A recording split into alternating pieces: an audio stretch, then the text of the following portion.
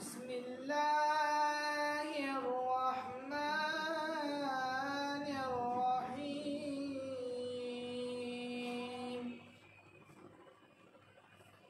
إنا أعطيناك الكوثر فصل لربك وانهر إن شانئك هو الأبتر صدق الله العظيم. السلام علیکم ورحمۃ اللہ وبرکاتہ.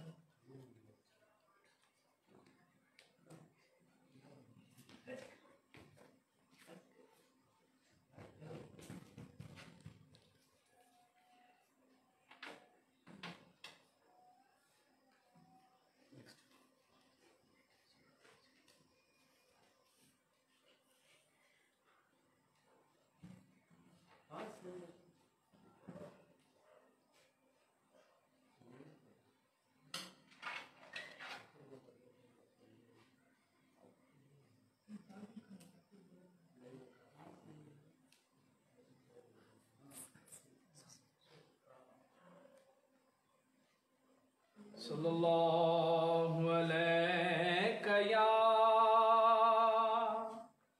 یا رسول اللہ وسلم علیک یا حبیب اللہ صلی اللہ علیک یا رسول اللہ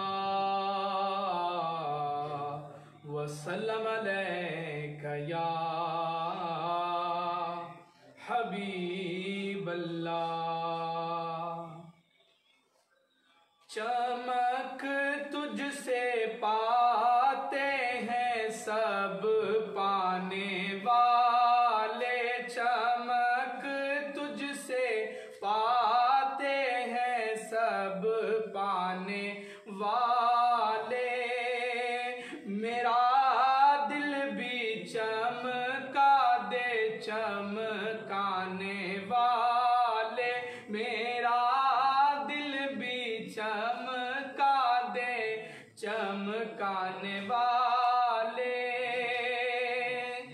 برستا نہیں دیکھ کر ابر رحمت، برستا نہیں دیکھ کر ابر رحمت، بدوں پر بھی برسا دے برسانے والے، بدوں پر بھی برسا دے برسانے والے. چمک تجھ سے پاتے ہیں سب پانے والے. تو زندہ ہے واللہ، تو زندہ ہے واللہ، تو زندہ ہے واللہ، تو زندہ ہے واللہ. میرے چشمے عالم سے چھپ جانے والے، میرے چشمے عالم سے چھپ جانے والے. چمک تجھ سے پاتے ہیں سب پانے والے، میرا دل بھی چمکا دے چمکانے والے. میں مجرم ہوں آقا مجھے ساتھ لے لو، میں مجرم ہوں آقا مجھے ساتھ لے لو، کہ راستے میں ہے جا بجا تانے والے، کہ راستے میں ہے جا بجا تانے والے. چمک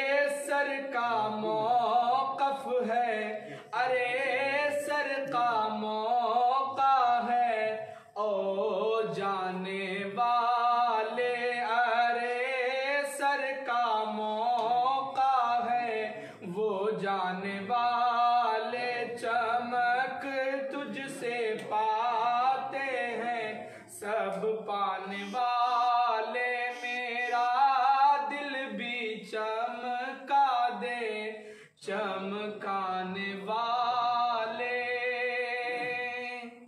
السلام علیکم ورحمۃ اللہ۔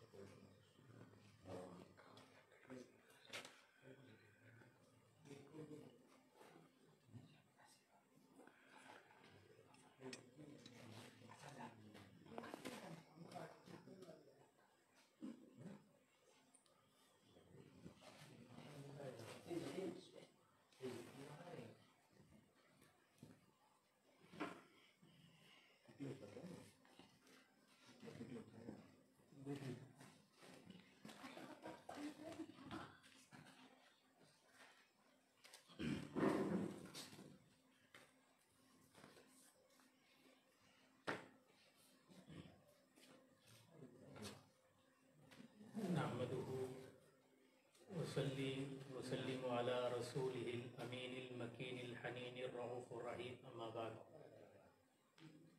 قال اللہ تبارک و تعالی فی القرآن المجید والفرقان الحمید، اعوذ باللہ من الشیطان الرجیم، بسم اللہ الرحمن الرحیم، ذلک الذی یبشر اللہ عبادہ الذین آمنوا وعملوا الصالحات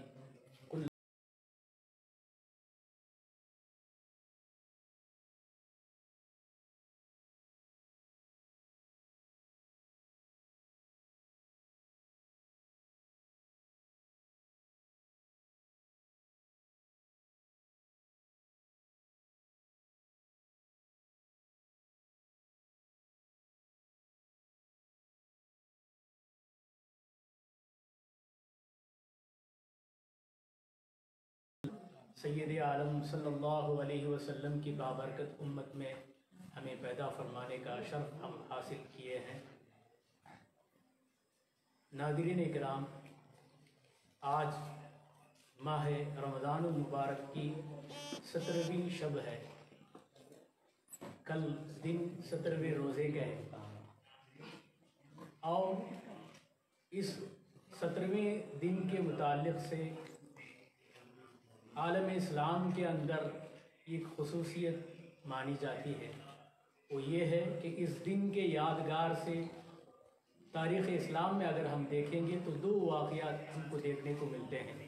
وہ یہ ہے کہ واقعہ بدر، جو اسلام میں جو پہلا جنگ ہجرت کے دوسرے سال پیش آیا، اور اس کے بعد اسی دن یعنی رمضان المبارک کی 17ویں دن میں حضرت سیدہ ام المؤمنین عائشہ صدیقہ رضی اللہ تعالی عنہ، جن کی وصال پر ملال اسی دن پر پیش آیا ہے۔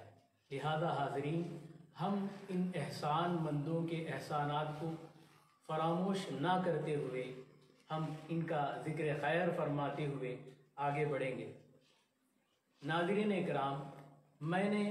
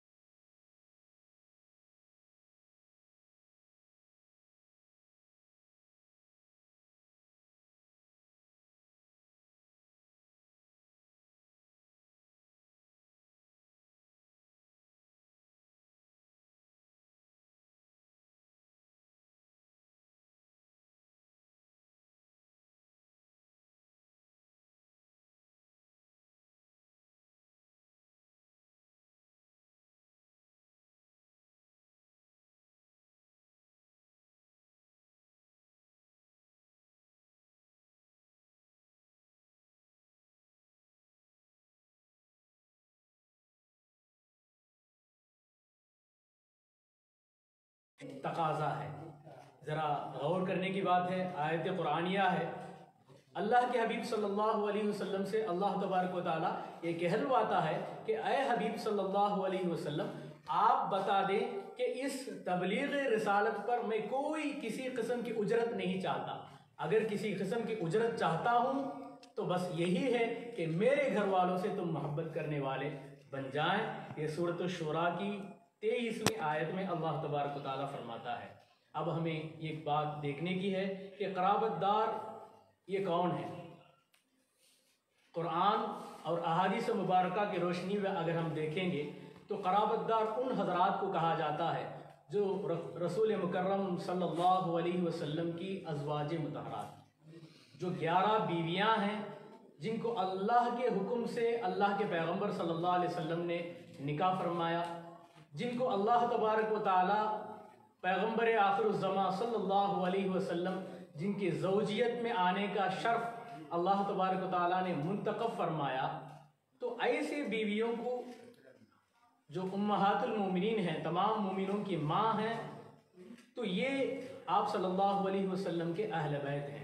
اور اس کے بعد رسول اللہ صلی اللہ علیہ وسلم کے اہل بیت میں سے آپ کی صاحبزادیاں زینب، حضرت رقیہ، حضرت ام کلثوم، حضرت فاطمہ زہرا رضی اللہ تعالی علیہم اجمعین، اور حضور صلی اللہ علیہ وسلم کی وہ مبارک شہزادی سیدہ فاطمہ اہل الجنہ، اور حضرت حیدر کرار مولائے کائنات علی مرتضیٰ رضی اللہ تعالی عنہ، اور دونوں شہزادے امامنا حسن اور امامنا حسین رضی اللہ تعالی عنہما۔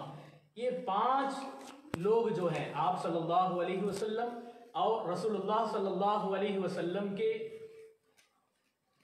یعنی مبارک بیٹی اور آپ کے داماد حضرت علی رضی اللہ تعالیٰ عنہ اور آپ کے دونوں شہزادے، یہ اہل بیت میں خصوصیت رکھنے والے ہیں۔ البتہ حضور صلی اللہ علیہ وسلم کے اہل بیت اطہر میں آپ کے ازواج مطہرات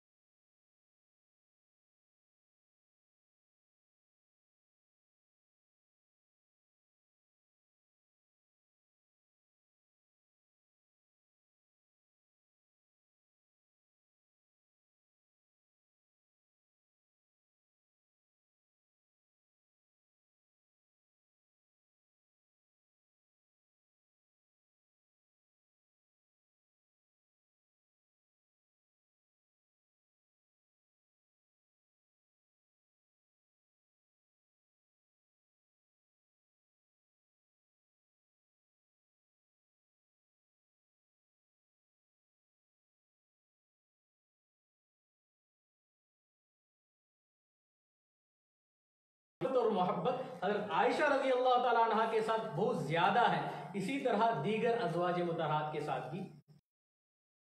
اب حضرت سیدہ فاطمہ رضی اللہ تعالیٰ عنہ حضور صلی اللہ علیہ وسلم کے پاس تشریف لے گئی اور اندر آنے کی اجازت چاہی۔ حدیث کے اندر آتا ہے کہ رسول اللہ صلی اللہ علیہ وسلم اندر آنے کی اجازت مرحمت فرما دی۔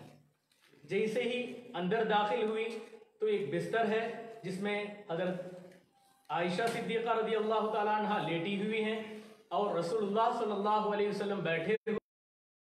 جیسے ہی دیکھا تو آپ اس پیغام کو جو دیگر امہات المؤمنین نے کہلوا کر بھیجا ہے، اس پیغام کو رسول اللہ صلی اللہ علیہ وسلم کے پاس پہنچایا، تو حضور صلی اللہ علیہ وسلم یہ سن کر کہنے لگے کہ پیاری بیٹی، کیا تم اس سے محبت نہیں کرتی جس سے میں محبت کرتا ہوں؟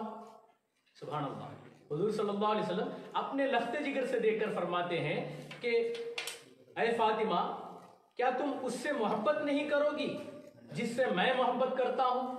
حضرت عائشہ رضی اللہ تعالیٰ عنہ، حضرت فاطمہ رضی اللہ تعالیٰ عنہ نے عرض کیا، جی ابا جان، بلا کیوں نہیں، ضرور میں محبت کروں گی۔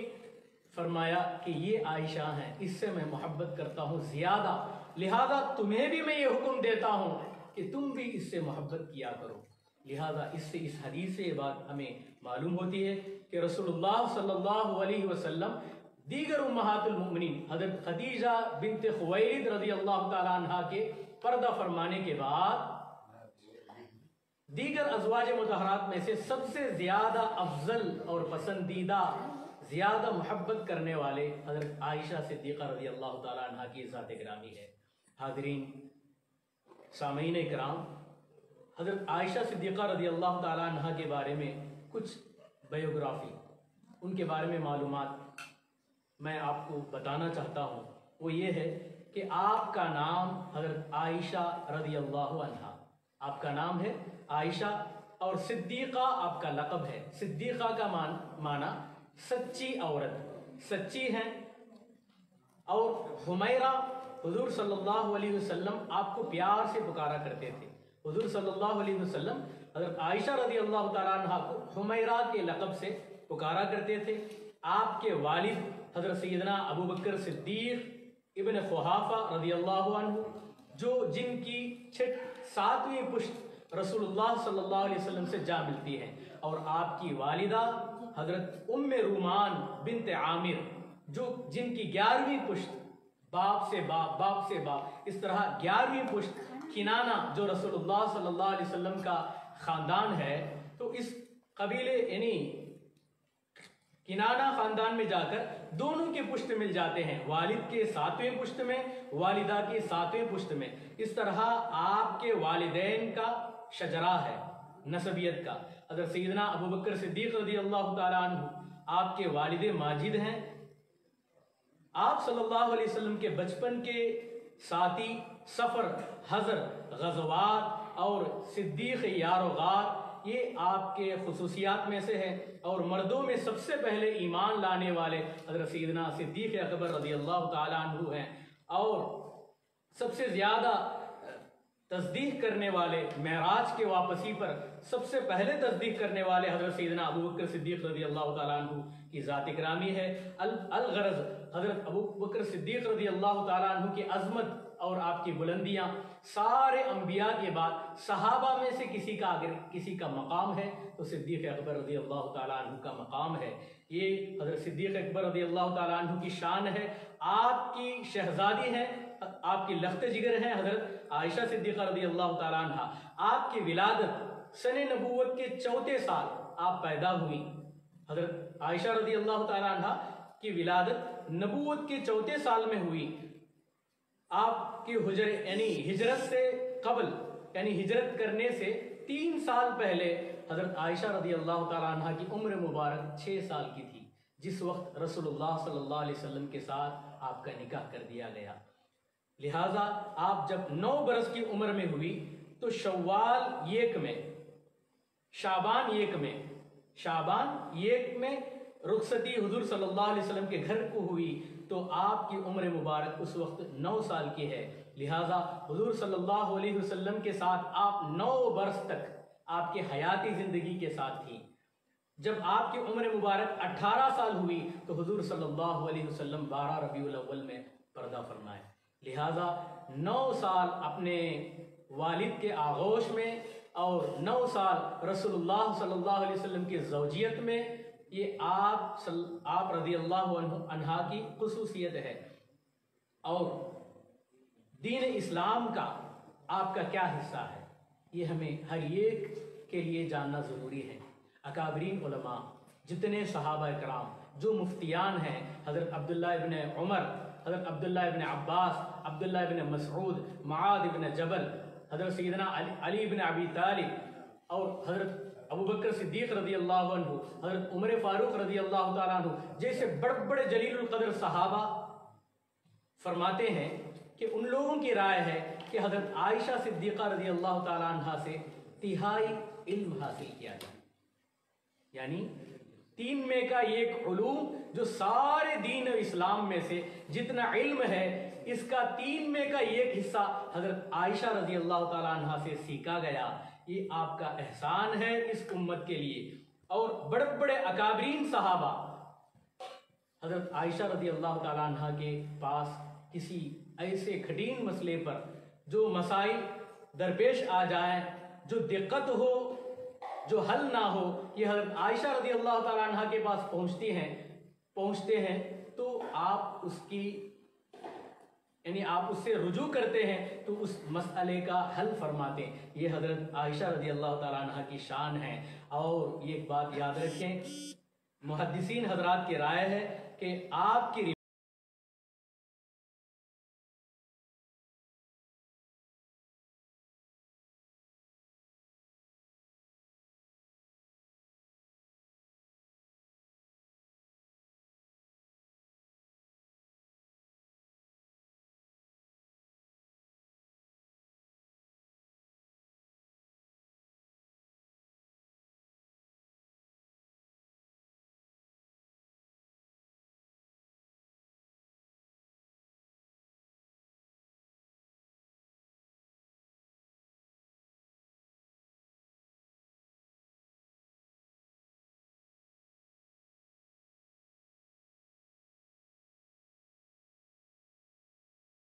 آیت نازل ہوتی، اس کے دقیق مسائل کو سب سے زیادہ پہچاننے والی حضرت عائشہ صدیقہ رضی اللہ عنہا ہے، اور علم حدیث روایات کے ذخائر آپ کے اندر موجود تھے، اور فقہ اور مسائل جو مسئلے مسائل ہیں ان کے علوم کے پیکر ہیں حضرت سیدہ عائشہ صدیقہ رضی اللہ تعالیٰ عنہ۔ حضرت عروہ ابن زید جو عائشہ صدیقہ رضی اللہ تعالیٰ عنہ کے بھانجے ہیں، حقیقی بھانجے ہیں، بہن کے بیٹے حضرت عروہ ابن زید رضی اللہ تعالیٰ عنہ، وہ بیان کرتے ہیں، اس حدیث کو حاکم اور طبرانی نے روایت کیا ہے، میں نے کسی ایسے شخص کو نہیں دیکھا، وہ فرماتے ہیں کہ ما رأیت احدا اعلم بالقرآن ولا بفریضۃ ولا بحرام ولا بحلال ولا بفقہ ولا بشعر ولا بطب ولا بحدیث العرب ولا نسب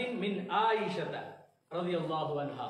یعنی میں نے کوئی کسی قسم کا کسی شخص کو ایسا نہیں دیکھا جو زیادہ جانتا ہو علم قرآن کے بارے میں، اور زیادہ جانتے ہو حلال کے علم کے بارے میں اور حرام کے بارے میں، علم فرائض کے بارے میں، اور جو فقہ کا علم ہے، مسئلے مسائل کا علم، ان سے زیادہ جاننے والا کوئی نہیں، اور شعر شاعری کے علم میں حضرت عائشہ رضی اللہ تعالیٰ عنہ کے برابر کوئی نہیں رکھتا، اور طب یعنی حکیمیت کے برابر یعنی علم طب میں بھی آپ ماہر ہیں، اور حدیث العرب یعنی ہسٹری جس کو کہا جاتا ہے، تاریخ اسلام جو ہے، ان میں آپ سے زیادہ کوئی معلومات رکھنے والا کوئی نہیں تھا۔ ولا نسب یعنی یوم نساب جس کو وراثت کہا جاتا ہے، یعنی جس کو وراثت میں تقسیم کیا جاتا ہے، علم وراثت میں آپ مہارت رکھنے والی ہیں۔ الغرض اتنے علم کے پیکر حضرت سیدہ عائشہ صدیقہ رضی اللہ تعالیٰ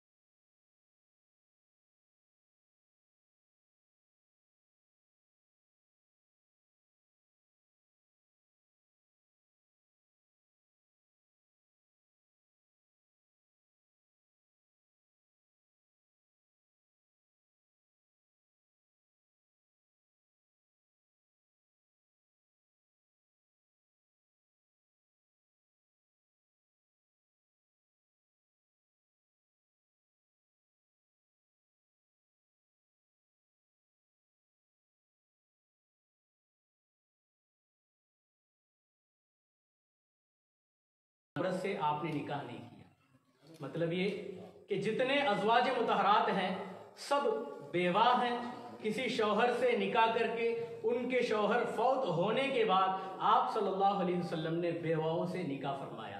لیکن میں وہ یکتی ہوں جو حضور صلی اللہ علیہ وسلم کی زوجیت میں آئی، میں کنواری ہوں، بغیر شادی شدہ ہوں۔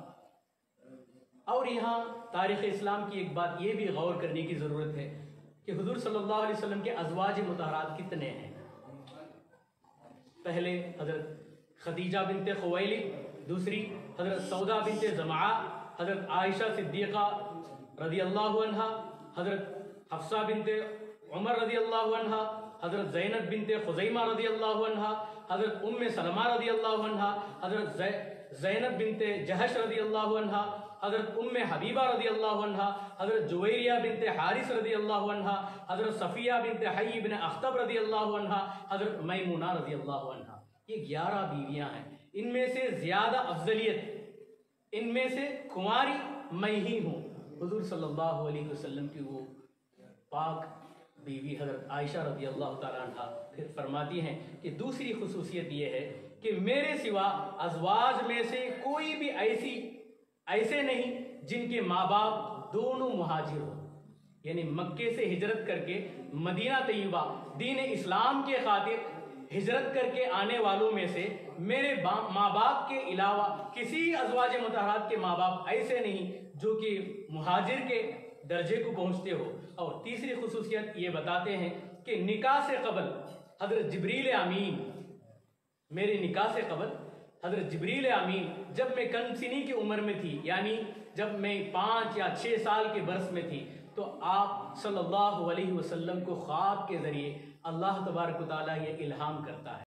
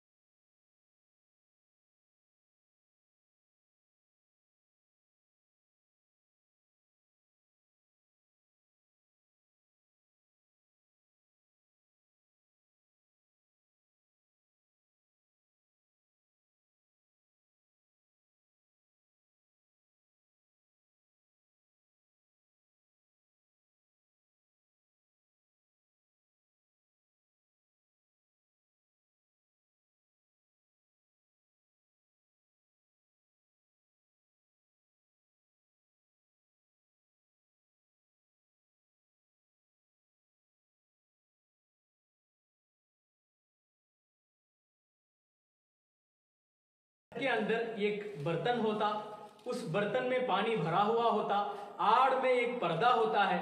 اس حمام خانے کی اس جانب سے پیغمبر صلی اللہ علیہ وسلم بالٹی سے پانی نکالتے، اس طرف سے حضرت عائشہ رضی اللہ تعالیٰ عنہ پانی نکالتی تھی۔ اس طرح دونوں نہایا کرتے تھے، غسل کیا کرتے تھے۔ یہ شرف آپ صلی اللہ علیہ وسلم کے ازواج مطہرات میں سے کسی ایک کو حاصل نہیں ہے۔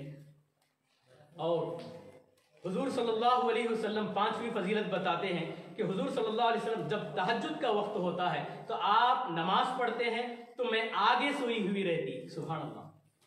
حضرت عائشہ صدیقہ رضی اللہ تعالیٰ عنہ کا حجرہ اتنا تنگ تھا کہ تہجد کے وقت رسول اللہ صلی اللہ علیہ وسلم نماز پڑھتے تو آگے جہاں جائے نماز ہے، جہاں سجدہ کرنے کی جگہ ہے، اس کے آگے آپ کا پیر اس طرح لمبا کر کے آپ سویا کرتی تھی۔ جب آپ قیام کرتے، اس کے بعد جیسے آپ رکوع کرتے، پیغمبر صلی اللہ علیہ وسلم جیسے ہی سجدہ کرتے تو آپ اس طرح اشارہ کرتے پیر پر اس وقت میں پیر کو سکڑ لیتی، رسول اللہ صلی اللہ علیہ وسلم سجدہ فرماتے۔ یہ خصوصیات میرے سوا کسی اور ازواج کو حاصل نہیں۔ چھٹی فضیلت یہ بتاتے ہیں کہ حضور صلی اللہ علیہ وسلم میرے ساتھ ایک لفاف میں رہتے، ایک بستر میں رہتے کہ اللہ تبارک و تعالی جبریل امین کے ذریعے قرآن کو نازل کرتا۔ یہ خصوصیت کسی اور بیوی کے لیے حاصل نہیں۔ ایک ہی لفاف میں، ایک ہی بستر میں ہم ہوتے تو اللہ کے جلیل القدر فرشتے حضرت جبریل امین قرآن کو لے کر، وحی کو لے کر آپ تک پہنچتے۔ اس سے یہ بات معلوم ہوتی ہے کہ اللہ اور حضرت جبریل اور رسول اللہ صلی اللہ علیہ وسلم، اللہ اور اس کے رسول کے درمیان میں حضرت عائشہ صدیقہ غیر نہیں ہے۔ جو پیغام پہنچتا ہے ان میں غیریت نہیں رکھتے ہیں، لہٰذا جہاں حضرت عائشہ ہیں اس جگہ میں قرآن نازل ہوتی ہیں۔ یہ آپ کی فضیلت میں سے ہے۔ ساتویں فضیلت بتاتے ہیں کہ حضور صلی اللہ علیہ وسلم نے میری باری کے دن وفات پائے۔ حضور صلی اللہ علیہ وسلم میری ہی کے باری کے دن وفات پائے۔ جس دن آپ صلی اللہ علیہ وسلم پردہ فرمایا اس دن کی باری میری باری ہے۔ حدیث میں آتا ہے، حضرت عائشہ رضی اللہ تعالیٰ عنہ خود روایت کرتے ہیں کہ آپ صلی اللہ علیہ وسلم مرض الوفات کے موقع پر، یعنی جس دن آپ پردہ فرمانا تھا اس موقع پر بار بار یہ مسلسل یہ فرماتے جاتے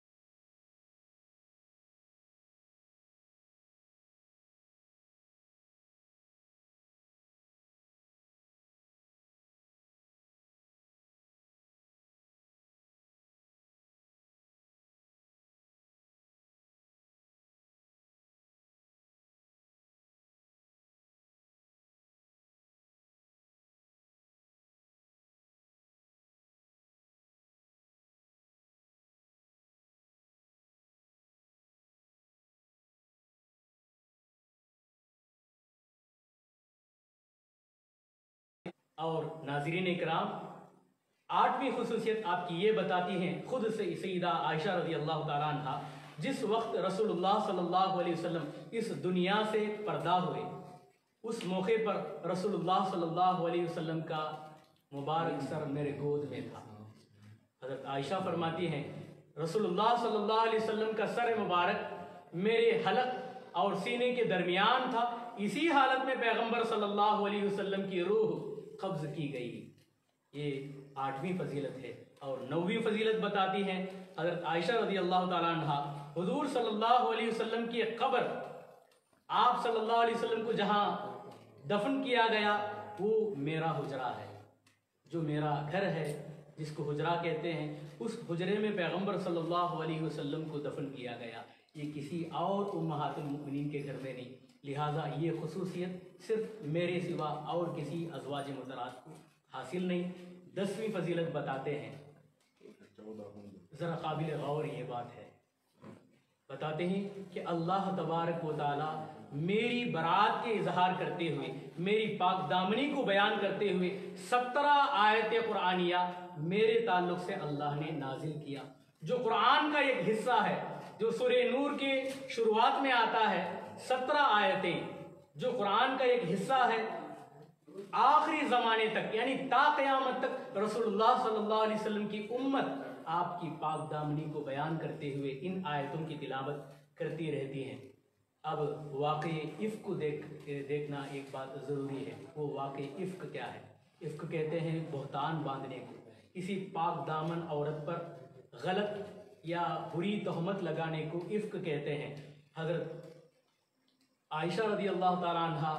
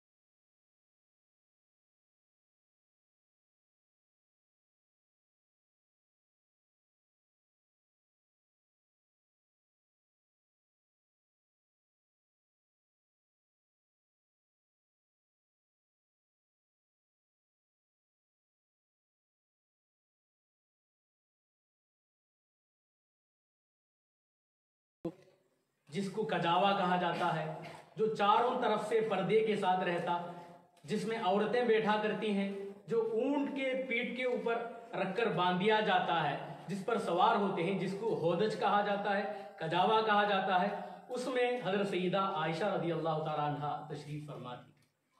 جیسے ہی اس کجاوے کو نیچے رکھا گیا، آپ اپنی قضائے حاجت کے لیے کچھ دور وہاں سے نکلی، اور جیسے ہی آپ واپس اس جگہ لوٹتی ہیں جہاں قافلہ رہا، دیکھتی ہیں تو سارا قافلہ نکل پڑا ہے۔ صحابہ کرام نے گمان کر لیا کہ شاید ام المؤمنین اس ہودج میں آ کر تشریف فرما ہو گئی ہیں، چاروں طرف سے پردہ ڈال دیا گیا ہے، آپ وہاں بیٹھی ہوئی ہیں، آپ وزنی بھی زیادہ نہیں، ہلکی پھلکی ہیں، اس طرح انہوں نے گمان کیا کہ آپ کو سوار کر لیا جائے، اس طرح آپ کو سوار کر کے وہاں سے روانہ ہو گئے۔ حضرت عائشہ صدیقہ رضی اللہ تعالیٰ عنہ جب واپس ہوئی تو دیکھا کہ قافلہ پہنچ چکا ہے۔ اس سے پہلے، قافلہ پہنچنے سے پہلے وہ وہاں پر آتی ہیں تو دیکھتی ہیں کہ ان کا ہار گم شدہ پاتی ہے۔ وہ اپنے ہار کو گم شدہ، جو موتیوں سے بنا ہوا ہار تھا، اس کو گم شدہ پاتی ہیں۔ اس کی تلاشی میں کچھ سمے ہو گیا، کچھ دیر گزر گیا، جس کے ملنے کے بعد آپ وہاں پہنچتی ہیں تو قافلہ نکل پڑا۔ تو آپ وہاں پھر رسول اللہ صلی اللہ علیہ وسلم میری تلاشی کے لیے ضرور واپس آئیں گے، اس امید کے ساتھ اسی جگہ پر آپ تشریف فرما تھیں، یہاں تک کہ نیند کا غلبہ آیا، آپ وہاں سو گئی۔ یہ واقعہ پردے کی آیت نازل ہونے کے بعد کا واقعہ ہے۔ حضرت عائشہ رضی اللہ تعالیٰ عنہ سو رہی تھی، صبح کا وقت ہے، رسول اللہ صلی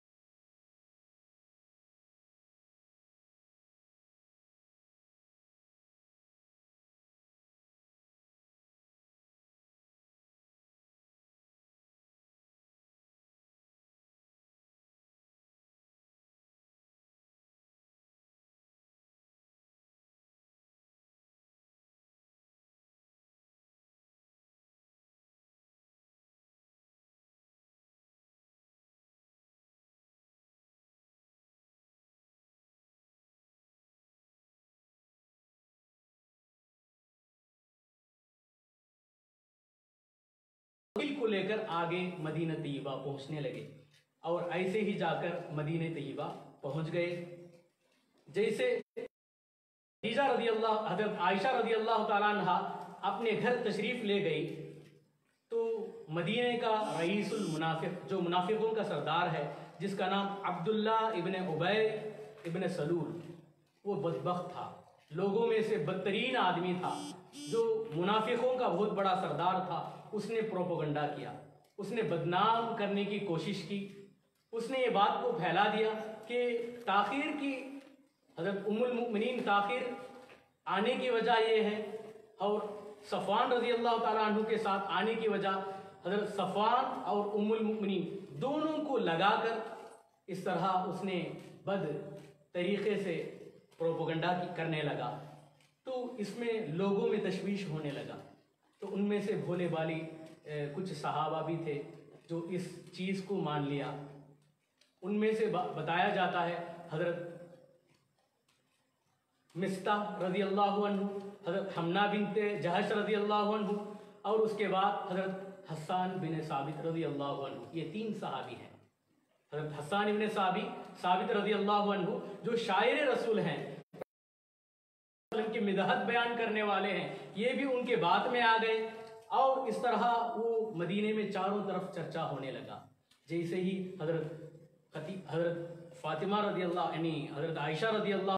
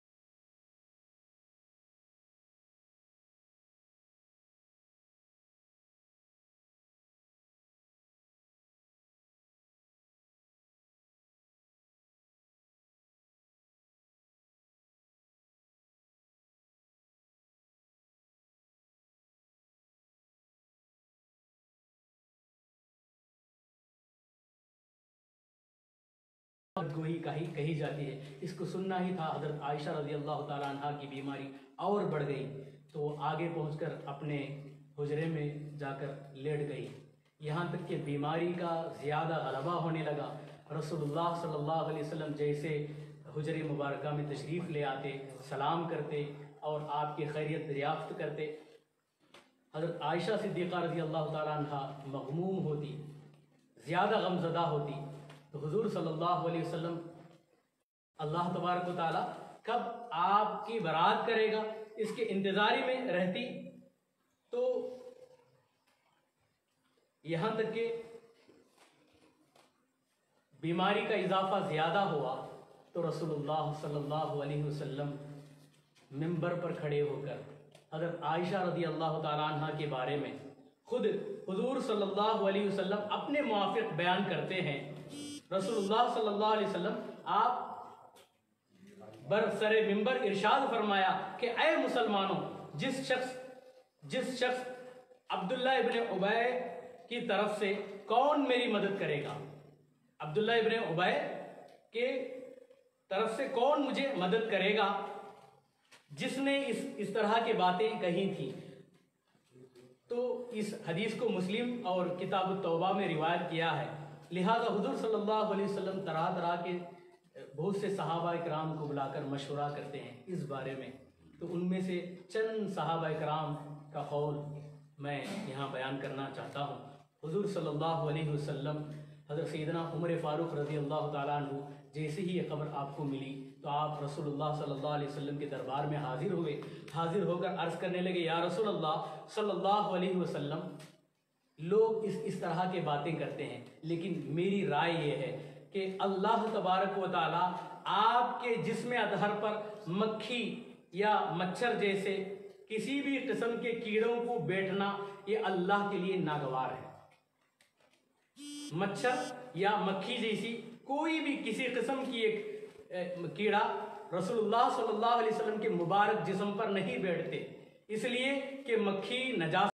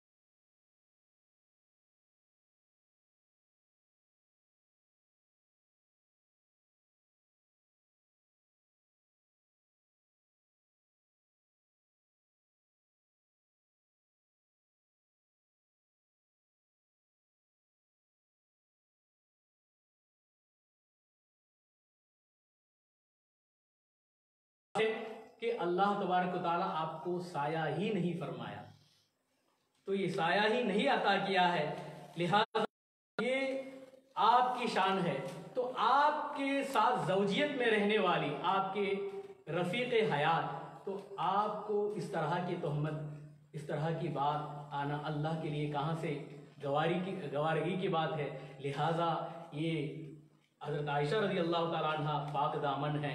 मैं इस पर उम्मीद करता हूँ हज़रत सैयदना अली मुर्तज़ा रज़ी अल्लाह ताला अन्हु तशरीफ़ ले आए, रसूलुल्लाह सल्लल्लाहु अलैहि वसल्लम से अर्ज़ करने लगे, या रसूलल्लाह सल्लल्लाहु अलैहि वसल्लम, मेरी ये बात है कि एक मरतबा आप सल्लल्लाहु अलैहि वसल्लम के नालैन मुबारक में कुछ गैर ताहिरा चीज़, कुछ ग़िलाज़त की चीज़ रसूलुल्लाह सल्लल्लाहु अलैहि वसल्लम के मौज़े में लगी हुई थी। लिहाजा अल्लाह के लिए गवारा नहीं, जिब्रील अमीन के ज़रिए वही किया कि पैगंबर सल्लल्लाहु अलैहि वसल्लम को उस नाल को निकाल दिया जाए, जहाँ गंदगी लगी हुई है उसको साफ कर दिया जाए। जैसे रसूलुल्लाह सल्लल्लाहु अलैहि वसल्लम के मुबारक नालैन में कोई अल्लाह के लिए ये नागवारगी की बात है, नापसंदीदगी की बात है। अगर अल्लाह इस चीज़ को नापसंद करता है तो अल्लाह अपने ज़रूर वही के ज़रिए ये बात कहता कि आप ज़ौजियत हज़रत आयशा रज़ी अल्लाह ताला अन्हा को अपनी ज़ौजियत से निकाल दे।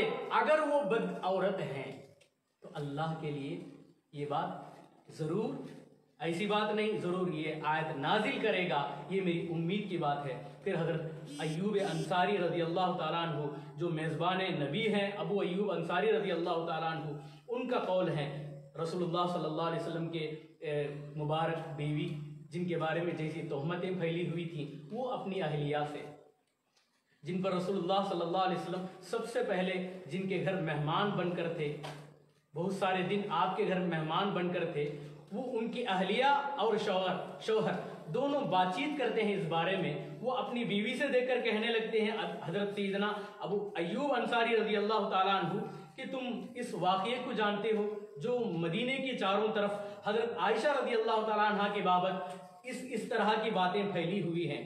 جیسے ہی یہ کہنا تھا، ان کی بیوی نے اپنے شوہر سے عرض کیا کہ حضرت عائشہ رضی اللہ تعالیٰ عنہ کو میں اچھی طرح جانتی ہوں، اگر میں اس جگہ ہوتی جہاں حضرت عائشہ رضی اللہ تعالیٰ عنہ پر تہمت لگائی ہوئی ہیں، تو اگر میں اس جگہ ہوتی تو میں اس طرح رسول اللہ صلی اللہ علیہ وسلم کی بیوی ہونے کی حیثیت سے کوئی غلطی نہیں کرتی۔ اگر آپ صفوان کے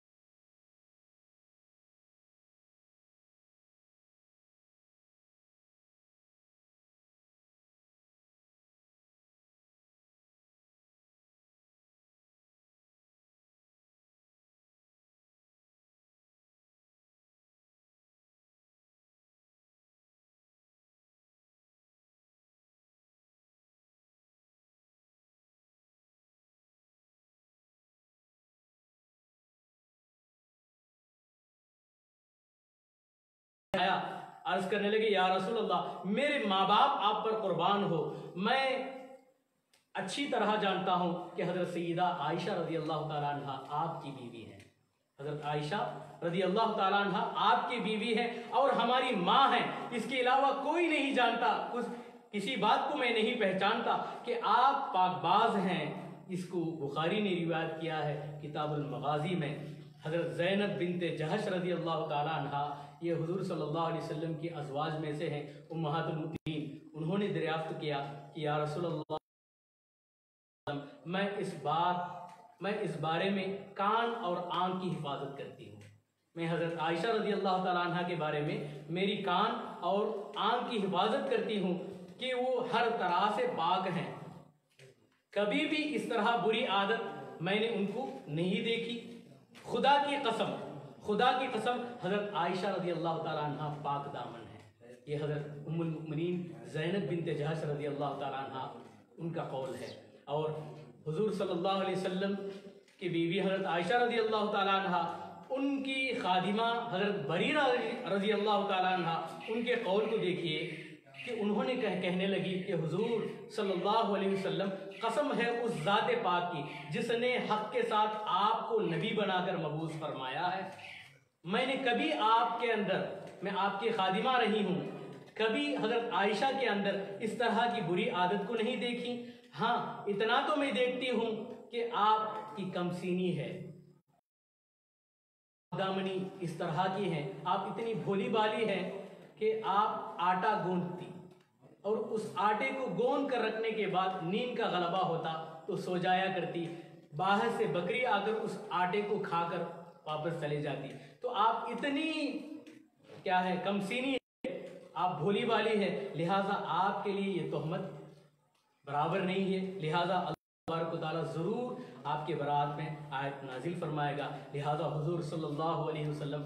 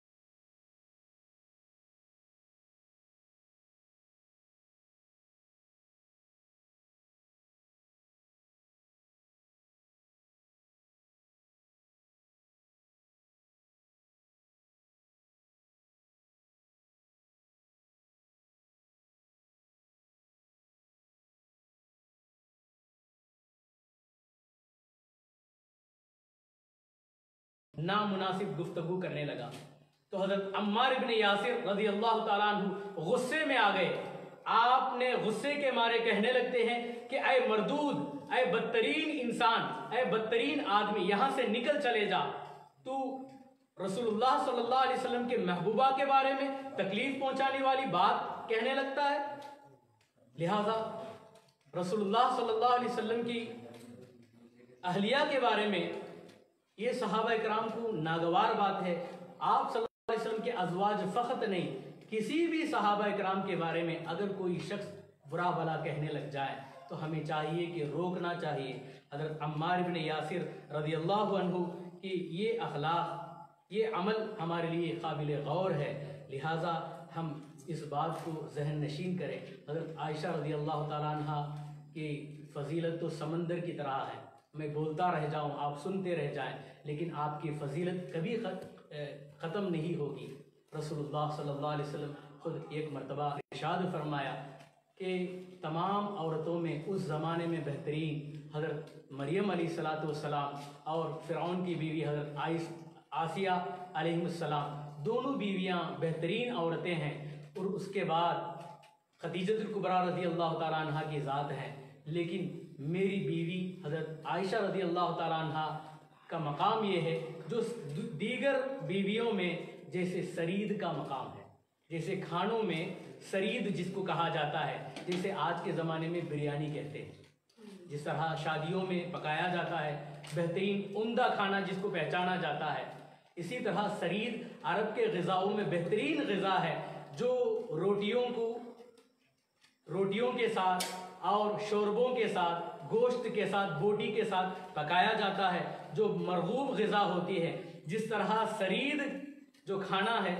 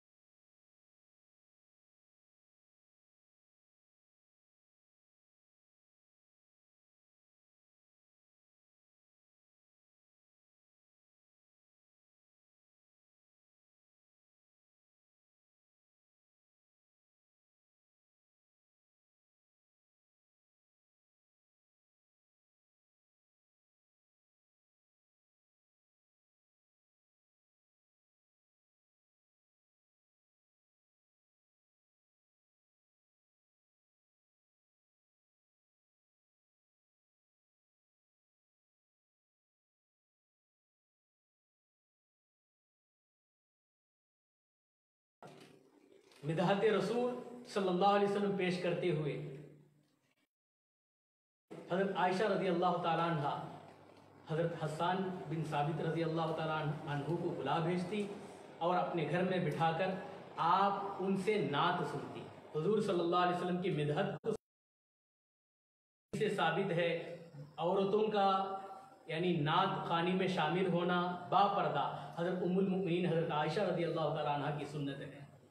صحابہ میں بہت سے صحابہ نے یہ بھی اعتراض کرنے لگتے ہیں کہ ام المؤمنین آپ اس صحابی کو یہاں جمع کرتے ہیں، اس صحابی کو یہاں ان سے نعت سنتے ہیں، انہوں نے ایک زمانے میں آپ کے بارے میں تہمت لگانے والوں میں سے تھے، تو آپ ان سے نعت کیوں سنتی ہیں؟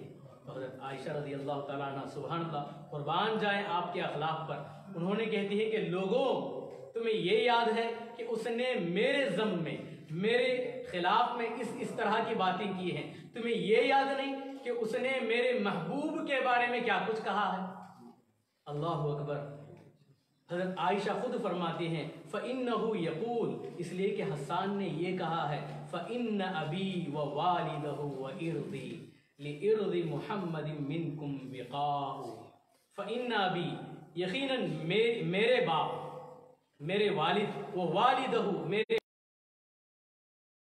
اور میری عزت و ناموس، میری عزت، لِعِرْضِ مُحَمَّدٍ مِّنْكُمْ وِقَاءُ، حضور صلی اللہ علیہ وسلم کی عزت و ناموس کے لیے دفاع بن کر، ڈھال بن کر دفاع کرتے ہوئے سب کچھ قربان ہو جائے، میں اور میرے والد، میرے دادا اور میری عزت سب کچھ حضور صلی اللہ علیہ وسلم کے لیے لٹ جائیں، اس طرح کہا ہے حضرت حسان نے۔ لہٰذا اپنے غم کو بھلا دیا، اپنے غم کو بھلا دیا، جو حضور صلی اللہ علیہ وسلم کی تعریف میں کہا ہے اس بات کو ذہن کرتے ہوئے ان سے محبت کرنے لگتی ہیں۔ لہٰذا کسی کو اجازت نہیں دیتی کہ حضرت حسان کے بارے میں برا بھلا کہا جائے۔ لہٰذا یہ حضرت عائشہ صدیقہ رضی اللہ تعالیٰ عنہ کے فضائل ہیں۔ بس میں اپنی بات کو اسی پر ختم کرنا چاہتا ہوں۔ دعا کیجئے تمام حضرات کہ اللہ تبارک و تعالیٰ حضرت امہات المؤمنین رضی اللہ تعالیٰ عنہ جتنے بھی ہیں ان سے ہمیں محبت کرنے کی توفیق عطا فرمائے، اور یہ محبت ایمان کا ایک جز ہے۔ قرآن کا ارشاد ہے کہ اللہ تبارک و تعالیٰ کوئی اجرت نہیں اللہ کے رسول صلی اللہ علیہ وسلم مانگتے، مگر اگر مانگتے ہیں تو اللہ کے رسول صلی اللہ علیہ وسلم کے قرابت دار کے ساتھ محبت کو چاہیے۔ لہٰذا یہی 17ویں رمضان میں واقع ہونے والا جنگ بدر بھی ہے۔ لہٰذا میرے بعد حضرت مولانا مولوی حافظ نواز شریف صاحب جمالی دامت برکاتہم العالیہ آپ حضرات کی خدمت میں اس کے بارے میں، جنگ بدر کے موقع کے بارے میں، اور 313 صحابہ جن کی جان نثاری، جو صحابہ شہید ہوئے، اور رسول اللہ صلی اللہ علیہ وسلم کے عاشقان جتنے بھی جوہر جان بازی کی ہیں، اس کے بارے میں مدلل حوالات کے ساتھ آپ حضرات کی خدمت میں پیش کریں گے۔ لہٰذا آپ لائیو ہی میں لگے رہیں، انشاءاللہ اس کے بعد ان کی تقریر ہوں گی۔ بس میں اسی بات کو میں ختم کرنا چاہتا ہوں۔ وآخر دعوانا ان الحمد للہ رب العالمین۔ السلام علیکم ورحمۃ اللہ وبرکاتہ۔